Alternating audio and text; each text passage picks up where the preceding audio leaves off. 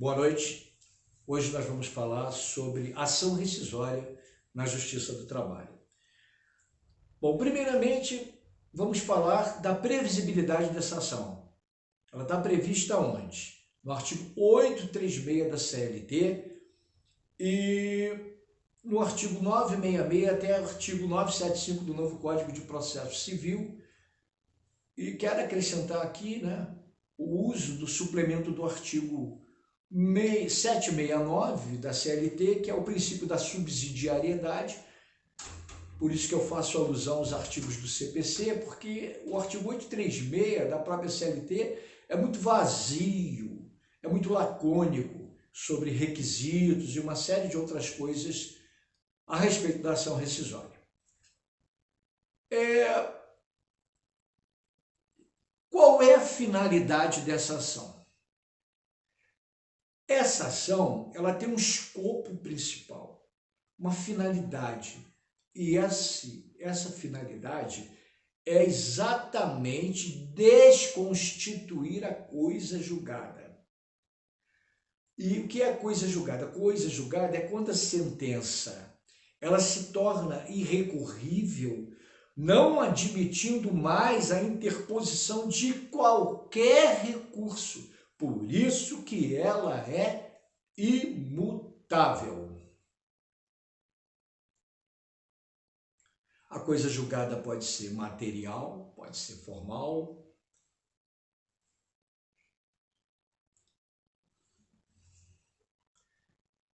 E a coisa julgada material é aquele conteúdo de decisão judicial que julga o mérito. A formal é o que extingue o feito sem julgamento do mérito.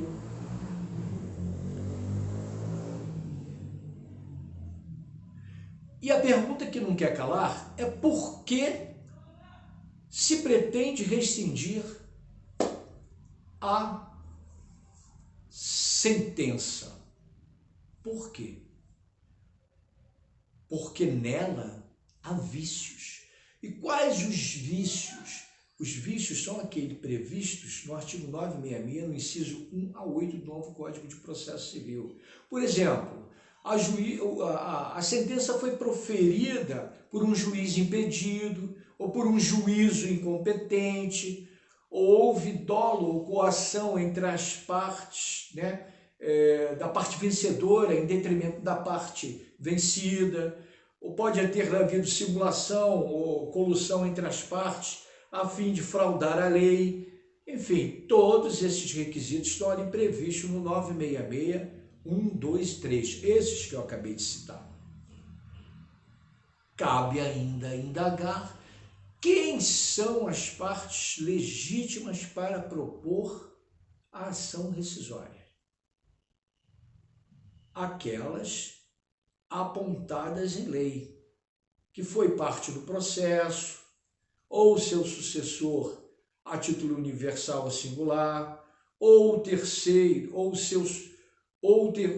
terceiro juridicamente prejudicado, o que não foi ouvido no processo, e o representante do parquê, isto é, do Ministério Público, nos casos previstos em lei, lá no CPC.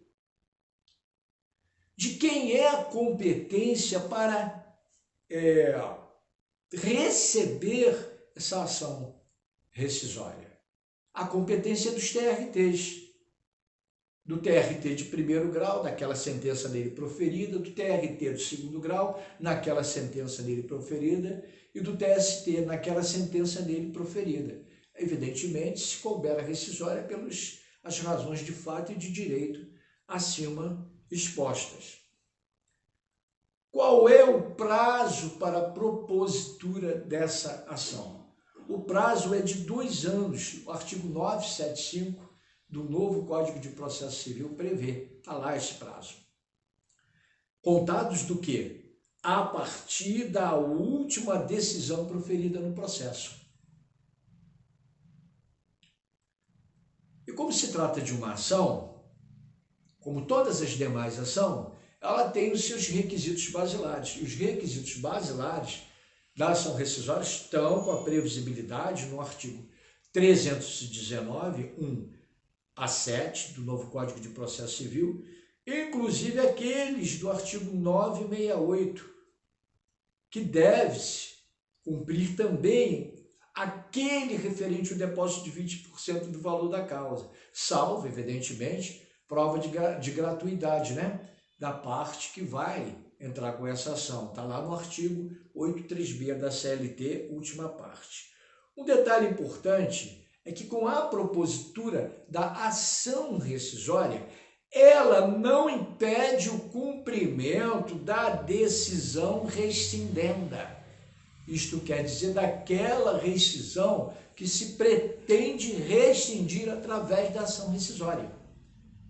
Salvo, evidentemente, a concessão de uma tutela provisória. Esta previsão também está no artigo 969 do novo Código de Processo Civil. Outro fato importante é que, com a propositura da ação rescisória, se o pedido for julgado procedente, esse depósito que o autor fez de 20%, previsto lá no artigo 836, parte final da CLT, ele será devolvido para o autor. Agora, se a ação for julgada improcedente, detalhe, por unanimidade, esse depósito será revertido para o réu. Está lá previsto no artigo 974, parágrafo único do novo Código de Processo Civil. Mas, um acréscimo aqui. A lei fala em unanimidade. E se a improcedência não for unânime, né? Não for, como é que fica isso? Se alguém lá votar em segunda instância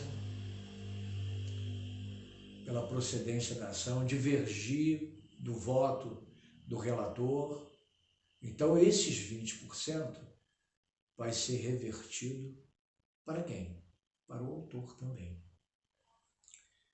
E fazendo as considerações finais, a ação rescisória, ela visa desconstituir uma sentença já transitada em julgado, desde que haja pressupostos legais, que são aqueles que acima eu coloquei, falei. Daí nós podemos concluir que a coisa julgada, ela é mitigada e que para sua propositura, como qualquer outra ação, tem seus requisitos obrigatórios, lá previsto no artigo 968, seus incisos do novo Código de Processo Civil, combinado com o artigo 319, e que o ajuizamento dela não impede o cumprimento da decisão que se quer rescindir, a exceção prevista no artigo 969 do novo Código de Processo Civil. É requisito obrigatório, de acordo com o artigo 836 da CLT, o depósito de 20%, a competência dos TRTs de primeiro e segundo grau e do TST de seus julgados. As partes legítimas são aquelas acima citadas. E é bom também fazer uma alusão sobre o conteúdo da súmula 398 do Colégio do TST, que eu sugiro que seja lida. E assim eu finalizo a minha exposição nesse bate-papo jurídico. Espero que todos tenham gostado. Volto sempre a dizer, não pretendo com isso exaurir todo, o tema, não, muito pelo contrário, mas estes são os pontos assim, que eu julgo mais importantes dentro da ação rescisória, por isso que nós estamos aqui nesse bate-papo jurídico. Uma boa noite, até a próxima oportunidade, se Deus assim o permitir.